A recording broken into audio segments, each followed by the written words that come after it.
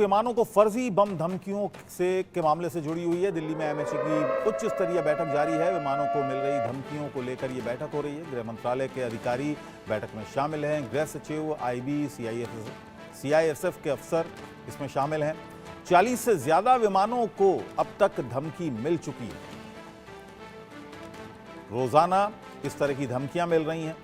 कई बार उड़ानें डिले हुई हैं, कई बार छानबीन विमानों की हुई है, लेकिन इन धमकियों का सिलसिला नहीं रुक रहा है। 40 विमानों से ज्यादा विमानों को धमकियां मिल चुकी हैं अब तक। बम से उड़ाने की ये धमकियां हैं। जाहिर है इस मामले में कोई भी चूक ना रह जाए। अब उच्च स्तरीय एक बैठक एमएचए की तरफ से चल रही है और इसमें तमाम अधिकारी मौजूद हैं। अलग अलग विभाग के अधिकारी, आला अधिकारी इस बैठक में मौजूद हैं। इस बात की जांच भी जारी है कि आखिर ये धमकियां कहां से मिल रही हैं, कौन दे रहा है। 90 से ज्यादा ये धमकियां मिल चुकी हैं अब तक।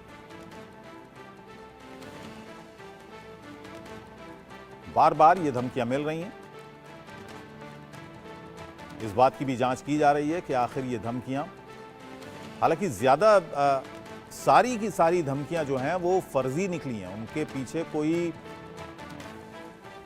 गंभीर मामले से जुड़ी वो नहीं है। सभी फर्जी धमकियां थीं, लेकिन जाहिर है इससे हलचल मचती है। यात्रियों में, विमान यात्रियों में थोड़ी दहशत का माहौल ये धमकियां बनाती हैं और ये काफ़ी गंभीर मामला है। लिहाजा एक उच्च स्तरीय बैठक इन धमकियों को लेकर एमएचए की चल रही है, जिसमें तमाम आला अधिकारी मौजूद हैं। इन धमकियों से कैसे निपटा जाए, इन धमकियों की जांच कहां तक पहुंची है, इन धमकियों के पीछे किसका हाथ है, कौन है मास्टरमाइंड, इन धमकियों के पीछे क्या मंशा है, इन तमाम पहलुओं पर चर्चा की जा रही है।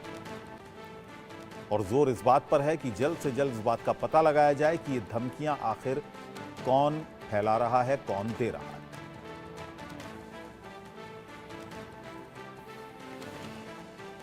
और संजय शर्मा इस वक्त मेरे सहयोगी मेरे साथ जुड़ गए हैं लाइव। संजय, ये धमकियां अब तक मिल चुकी हैं, कई धमकियां, और रोजाना ये धमकियां मिल रही हैं, लेकिन अभी तक जांच में कुछ पता नहीं चल पाया है कि धमकियां आखिर कहां से आ रही हैं।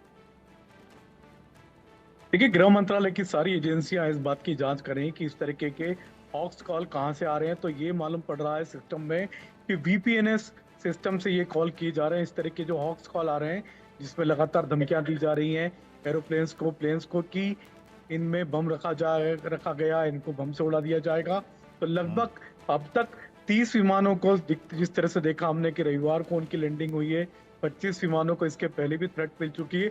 तो लगभग अब 55 विमानों की संख्या हो चुकी है जिनको कि इसके कारण ग्राउंड करना पड़ा, ग्राउंड ऑपरेशन पर भेजना पड़ा, उनको लैंडिंग करवानी कर पड़ी।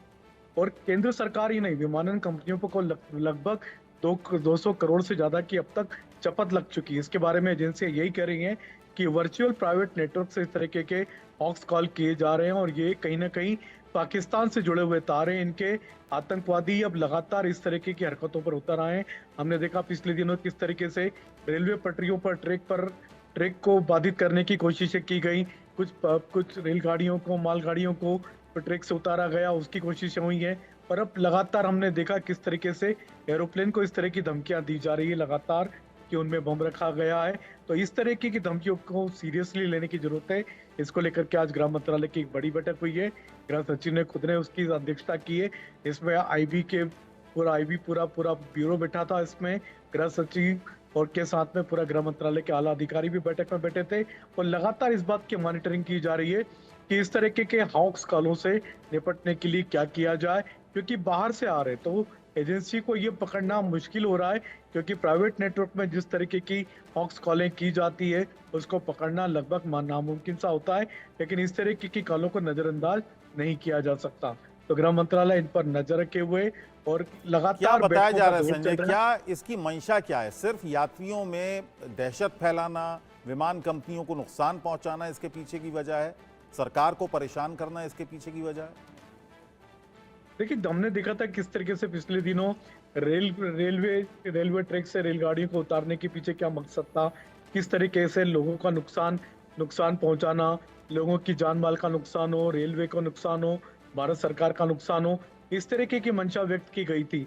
और अब देखा जा रहा है कि एरोप्लेन में इस तरीके की थ्रेट दे करके वीपीएनएस से हॉक्स कॉल करके और अब लगातार जितनी विमानन कंपनियां हैं भारत की, उनको नुकसान पहुंचाया जा रहा है। लगभग 200 करोड़ से ज्यादा की चपत अब तक विमानन कंपनियों को लग चुकी है और ये लगातार ये दौर, ये क्रम जारी है। तो आगे कब तक जारी रहेगा और इसको लेकर के केंद्र सरकार क्या गाइडलाइन जारी करती है, क्या गाइडलाइन लेकर के नई गाइडलाइन लेकर के आती है, जी। उसको देखना होगा। नई तरह की एसओपी भी गृह मंत्रालय जल्दी बना करके देगा, जिसको फॉलो करेगी, सभी एयरलाइंस को फॉलो करना होगा। तो इस बैठक में सभी तरह के स्टेप उठाए जा रहे हैं कि किस तरीके से इन हॉक्स कॉलों को देखा जाए और इनको लेकर के किस तरीके से गंभीर गंभीर सीरियस डिसीजन लिए जी, जाएं। चलिए।